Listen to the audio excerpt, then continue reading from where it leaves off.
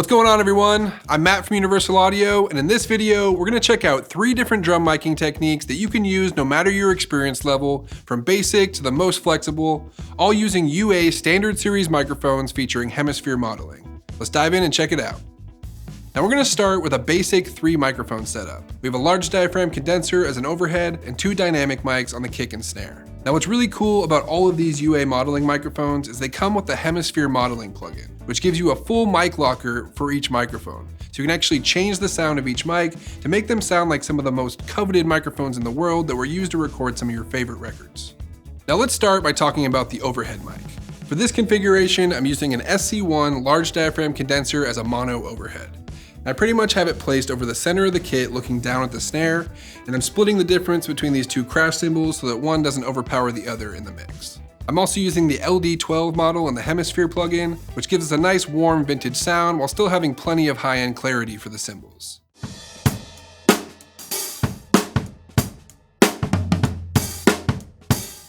Now if all you have is one mic and one input, you can actually get a pretty usable sound just from this one mono overhead, especially if you're going for a more vintage or lo-fi vibe. In this case, I'm actually reinforcing the kick and the snare drum with close mics. For the snare mic, I'm using the SD3 dynamic microphone, and I have it placed just about an inch above the rim, pointed dead center on the drum.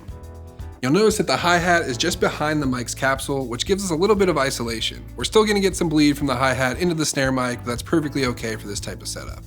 Now on the hemisphere plugin, I started by cycling through the different model options. Some of them have more body, some of them have more top end. It really depends on what you're going for your mix.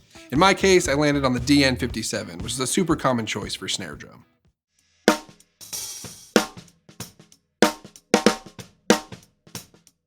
Now for the kick drum, I'm using the SD5 dynamic microphone placed just inside the resonant head, so we still get a lot of the body of the kick drum, but we're also getting a lot of that beater attack as well. Now on the hemisphere plugin, I ended up using the DN6 model, which honestly wouldn't usually be my first choice for a setup like this, but that's really the beauty of hemisphere. All you have to do is set up one mic, and then you can cycle through a few different options just to see which one sounds best. In this case, the DN6 really gave me that present modern sound that I was looking for.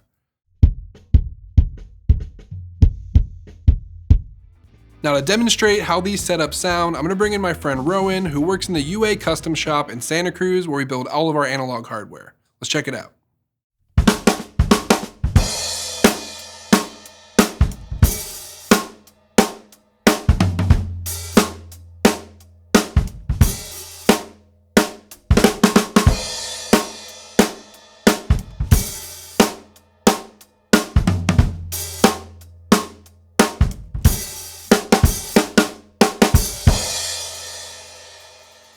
So for our next drum miking setup, we're going to add 2 more mics for 5 total. And this is a really good middle of the road setup that works for a bunch of different genres and styles without being too complicated. So let's talk about the mics that I added here. First, I added a second SC1 to make a stereo pair of overheads. And this SC1 is running the same LD12 hemisphere model. Now I like the natural separation that a stereo pair of overheads gives us. The hi-hat, the different crash cymbals, and even the floor tom are just naturally going to be panned around the stereo image, which adds another level of realism that really makes it sound like you're standing right in front of the kit.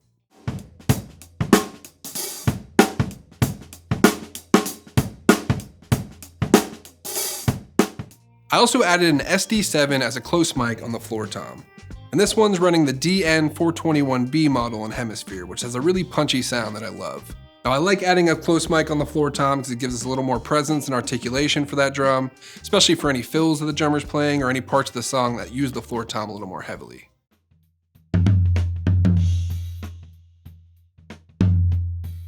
Now I usually gate this mic so that it only opens up when the drummer actually hits the floor tom, which makes sure we don't get any of that nasty resonance in the rest of the song that's going to muddy things up.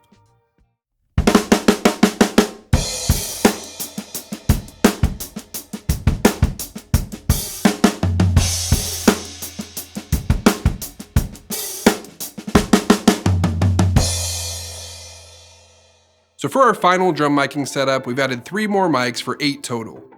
This setup is going to give us a really modern, full range sound that's good for genres like pop and rock. Now the 3 new mics that we added are this SP1 small diaphragm condenser on the hi-hat, a second SD5 in front of the kick drum, which is going to act as a sub mic, and this dynamic SD1 right in the middle of the kit, which we're going to beat up with some compression to add some nice color and punch to the sound. So let's talk about our hi-hat mic. I'm using the SP1 with the SD54 model and hemisphere, which gives me a nice smooth hi-hat sound. I also have the mic placed about 6 inches above the hi-hat, pointed directly at where the drummer is going to hit it with the stick. And you'll notice it's pretty close to the crash symbol here, but the crash is actually a little bit behind the capsule of the mic, which is going to give us a little bit of rejection and some more isolation on the hi-hat. Now I like adding a hi-hat mic to a setup like this because it gives me more control over where the hi-hat sits in the stereo field, and also gives me more articulation for the hi-hat if the drummer's doing some cool patterns there.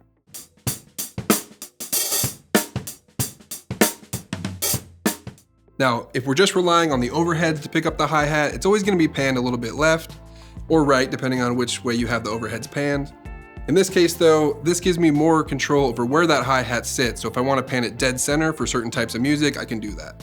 So next, let's talk about this second SD5 that we added in front of the kick drum.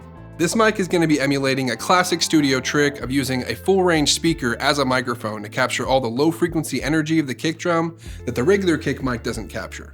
Now luckily, we don't have to tear apart one of our speakers today because the SD5 has a sub mic model in hemisphere called DN sub.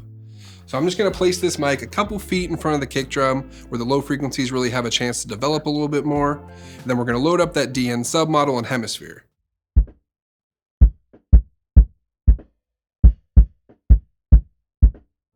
Now when we blend this sub mic with the regular kick mic, it's going to give us a nice modern full range subby kind of sound that sounds really great for certain styles of music. Now finally, let's talk about the SD1 that we're using as a kit mic. I have this mic pretty much placed dead center in the middle of the kit, equidistant between the kick drum, the snare drum, and the floor tom. And it captures a pretty balanced image of the kick where all the drums are at the same level. Now the way I like to use this kit mic is to slam it through a compressor with a pretty fast attack to get some nice sharp transients that's going to add a ton of punch and energy to the rest of the drums.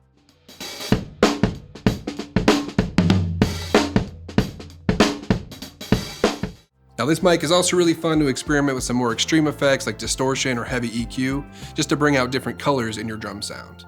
This mic sounds pretty trashy on its own, so I'm going to use it pretty sparingly and just tuck it underneath the other mics just to bring out some more energy.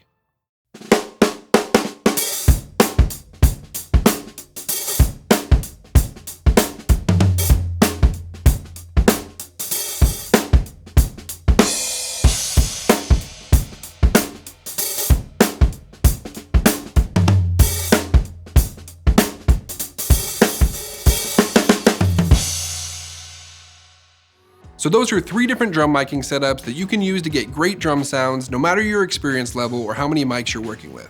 Now when they're fully mixed in the context of a full production, none of these setups necessarily sound better or worse than each other. It's all about what type of sound you're going for and how much control you want over the individual elements of the drum kit in the final mix. Now let us know in the comments down below which of these drum miking setups is your favorite. And don't forget to subscribe to our YouTube channel for more videos like this. You can also check out our blog to learn more. I'll see you next time.